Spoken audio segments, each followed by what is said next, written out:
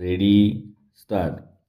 समाजातील दुर्बल घटकातील लोकांना रोजगार उपलब्ध करून देण्यासाठी केंद्र शासनाने एकात्मीकृत ग्रामीण विकास योजना व जिल्हा ग्रामीण विकास संस्था योजना सुरू केल्या आहेत.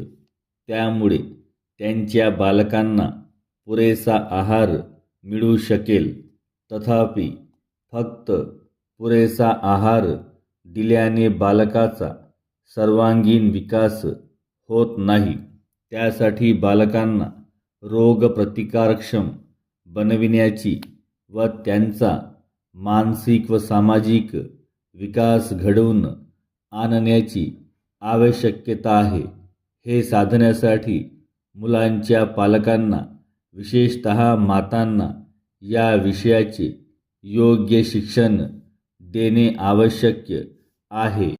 अशा प्रकारे मुलांच्या सर्वांगीण विकासासाठी आवश्यक असलेल्या विविध सेवा एकत्रितपणे देता याव्या यासाठी केंद्र शासनाने सर्वांगीण बाल विकास योजना सुरू केली आहे.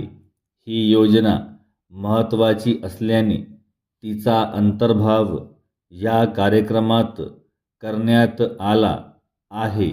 या योजनेवर 1983-84 साली सुमारे 6 कोटी रुपये खर्च झाला असून चालू आर्थिक वर्षासाठी 9 कोटी रुपयांपेक्षा जास्त तरतूद करण्यात आली आहे. हे मी येथे नमूद करू इच्छितो. 1975-76 मध्ये सर्वांगीण बाल विकास योजनेचे 33 प्रायोगिक प्रकल्प देशात सुरू करण्यात आले.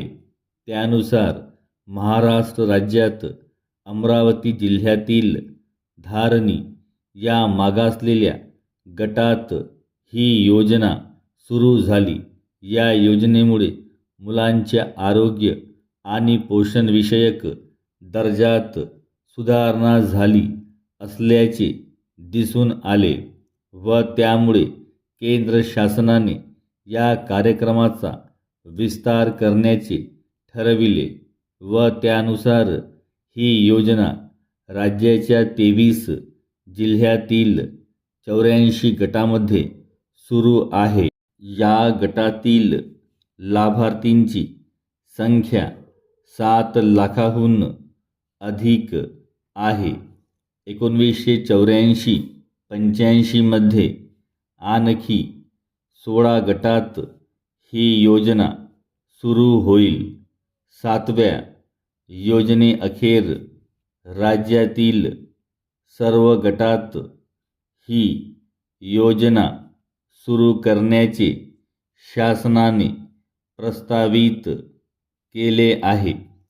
या योजनेची जी उद्दिष्टे आहेत त्यामध्ये मुलांचा आरोग्यविषयक दर्जा सुधारणे, त्यांच्या मानसिक व शारीरिक विकासाचा योग्य पाया घालणे इत्यादी बाबी आहेत.